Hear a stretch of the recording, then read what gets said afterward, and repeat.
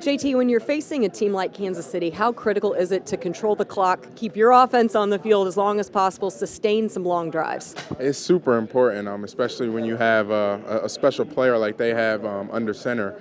We got to make sure that we do our job of just making sure that we limit him as much as possible. That's not just the defense, that's the offense as well, because we know he's a special player. It's been a long time probably since you played in the game with 48 snaps, I think, last week. Just when you aren't able to sustain anything like that, how frustrating can that be? Oh, it's definitely frustrating because you never want to keep sending your defense back out there. You always want to hold up your end of the bargain with the defense, and we love to play complementary football. So we just love to make sure that the defense is nice and rested, and they're able to go out there and get 3 and outs. How much of an emphasis is it to win on early downs, first and second down? Oh, it's imperative, especially when you think about getting behind schedule, getting behind the sticks, kind of alters the calls, and you're not able to really get into a rhythm or a flow as a play caller. So it's up to us as the players to make sure that we execute on those early downs to just make those calls simple. After the game the other day, you were saying that no matter what happens during the week, you have to be able to perform on Sunday. You have to come up big then. What do you guys have to do that this week? Number one, it's going to be just playing with fundamentals and technique as far as our execution. Any mistake, they'll capitalize on it, and we already know that their offense is an explosive offense. So for us not playing great fundamental football, it's not going to end well. So we got to make sure that we do that on offense because we just know that they have a special player over there that can make some things happen.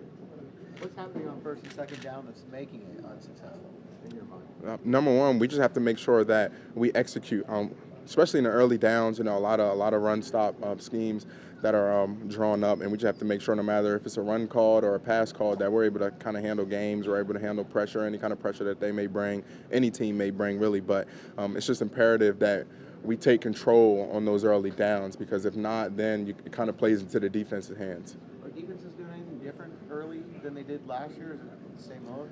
Well, it's only 2 games, so it's hard to tell from such a small sample size. But I'm sure defenses will definitely have some things cooked up for us throughout the year.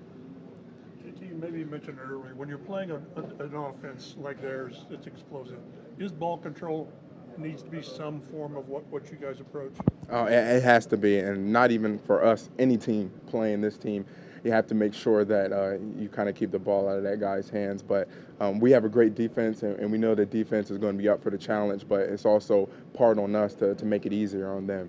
But ball control is also finishing drives, isn't it? It's just not possessing the ball. 100%. Scoring drives, flipping the field, that all plays into ball control, and just making sure that the time of possession that you guys have is up. So more than 9 carries, more than 9 carries this week? Well, give them to Naheem. It doesn't matter. We just got to make sure that we stay on the field and make sure that we have nice long drives. JT, do you guys think you're going to come out angry this week? I don't think guys are going to come out angry. A lot of times you don't want to let your emotions fuel your play. You can become erratic and not be technically and fundamental sound, but we'll definitely have, focused aggression is something that we like to say. Play with aggression, but focus, so you're still able to play fundamentally sound football. JT, what does that look like? Where does that juice, that spark kind of come from, and what does that look like on the field? Number one, I think it comes from within each player. Every player has their why, but then also, the love and respect for your teammates. When you see your teammate go out there and make a play, and it gives you energy, it gives you a bit more juice to go out there, and now you want to go and make a play. So I think it's just a compliment of the two.